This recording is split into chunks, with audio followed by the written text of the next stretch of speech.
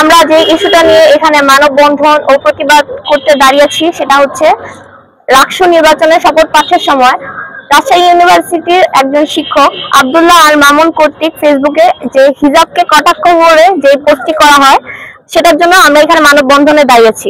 এই ইস্যুটি শুধু আমাদের বিবেককে নাড়া দেয়নি, বাংলাদেশের প্রতিটি ধর্মপ্রাণ এবং সচেতন নাগরিককে নাড়া দিয়েছে।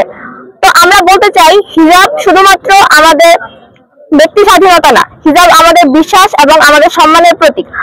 কিন্তু আমাদের শুধুমাত্র রাজশাহী ইউনিভার্সিটিতে না, অনেক ইউনিভার্সিটিতে দেখা যায় যে শিক্ষকরা হিজাব, নন হিজাব, নিকাবি, নন নিকাবি এভাবে ট্যাগ দিয়ে আমাদের অনেক মা বোনদেরকে একটা আলাদা করে ফেলে। নিজের ক্যাম্পাসে তারা একটা সীমাবদ্ধতার মধ্যে পড়ে যায়, যার ফলে তারা কাজ করতেও দ্বিধাবোধ করে। এমন একজন শিক্ষক যখন একটা পাবলিক পোস্টের মাধ্যমে এরকম একটা মতামত দিতে পারে, শ্রেণীকক্ষে অবশ্যই আমাদের বোনরা ওনার কাছে কখনোই নিরাপত্তা বোধ করবে না।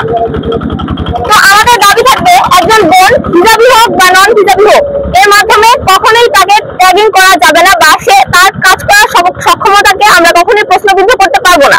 তিনি শুধুমাত্র হিজাব নিয়ে যে কটাক্ষ করেছেন তা না, মদ্যপানকেও উনি নর্মালাইজ করার চেষ্টা করেছেন, যা আমাদের সামাজিক অবক্ষয়ের অন্যতম একটা কারণ।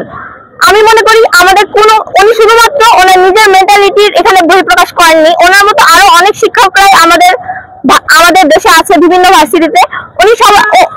ওই সকল শিক্ষার্থীদেরকে উনি এই পোস্টার মাধ্যমে অনুপ্রাণিত করবেন, যাতে ভবিষ্যতে তারা আমাদের বোনদের সাথে এই কাজ করতে পারবে। কিন্তু আমরা এটা কোনোভাবেই মেনে নিব না। আমাদের দাবি থাকবে এটাই, হিজাবি হোক নন হিজাবি হোক, আমাদের কোনো বোনদেরকে আলাদা করা যাবে না। আমাদের রাকসু, জাকসু, চাকসু সকল জায়গাতে আমাদের হিজাবি বোনরা অলরেডি তাদের সক্ষমতা, তাদের নির্বাচিত হওয়ার মাধ্যমে তাদের সক্ষমতার বহিঃপ্রকাশ করেছে। তারা আমাদের জন্য কাজ করতে এসেছে, তাদের জন্য আমাদের এমন একটি পরিবেশ তৈরি করতে হবে যাতে তারা সহজেই আমাদের জন্য কাজ করতে পারে, তাদেরকে আলাদাভাবে যাতে ফ্রেমিং না করা হয়। আমার দাবি এটাই থাকবে। সকলকে অসংখ্য ধন্যবাদ।